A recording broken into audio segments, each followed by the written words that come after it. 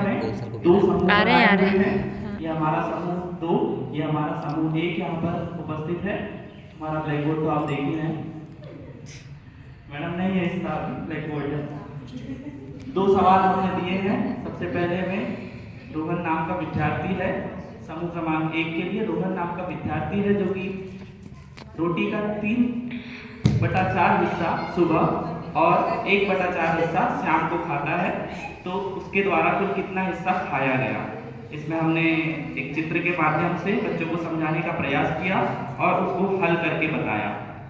उसके बाद यही समूह क्रमांक 2 के लिए हमने एक सवाल दिया कि संजय के द्वारा किसी कार्य का 2/6 हिस्सा पहले दिन और 3/6 हिस्सा दूसरे दिन किया जाता है, तो उसके द्वारा किया गया कुल कार्य कितना होगा।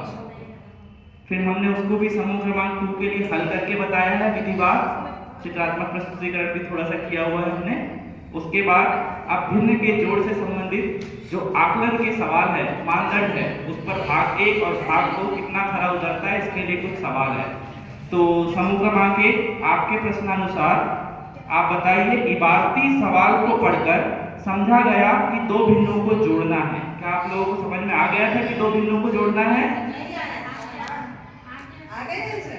आ गया है आप लोगों के लिए। ये समूह क्रमांक 1 आपका इधर है, फिर बाद में 2 आता है।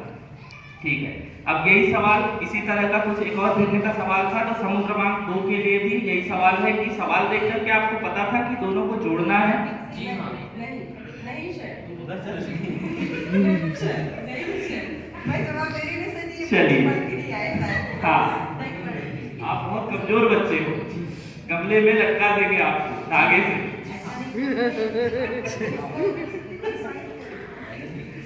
नहीं, उन्होंने अभी बताया था कोई बात। जोड़ने के समीकरण को सही से दर्शाया गया है क्या? समूह क्रमांक 1 आपने जो हमने आपको जो सवाल समझाया, तो आप बताइए क्या जोड़ने के तरीके समीकरण को सही से समझाया गया है यहाँ पर चित्र में? बहुत बढ़िया, वेरी गुड बेटा, बहुत होशियार बच्चे लोग हो आप लोग।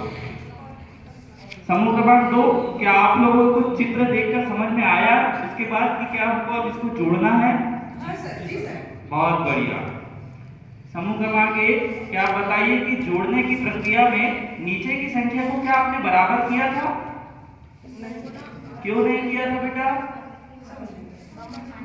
नहीं आया? चलिए, समूह क्रमांक 2, क्या आपने नीचे की संख्या को बराबर किया था? क्यों नहीं किया था? कुछ कम ज्यादा लगा उसको नहीं। अच्छा, इसका सही आंसर ये है बेटा कि नीचे की संख्या पहले से बराबर थी, इसीलिए हमने उसको बराबर नहीं किया था। चलिए, सवाल नंबर 4 है, जोड़ने के बाद भिन्न को सरल रूप में परिवर्तित किया था आपने? किया था, कितना आया था? हाँ, 1 कट जाता है। समूह क्रमांक 2, क्या आपने भिन्न को सरलतम रूप में परिवर्तित किया था? कैसे किया था? हाँ, कितना उत्तर आया आपका? 5/6। बहुत बढ़िया, ठीक है बेटा, आपके जो आकलन से जो समस्या हुई है उनको हम सुलझाने की, समझाने की पूरा प्रयास करेंगे। ठीक है, चलिए आगे की कक्षा कंटिन्यू करते हैं। धन्यवाद।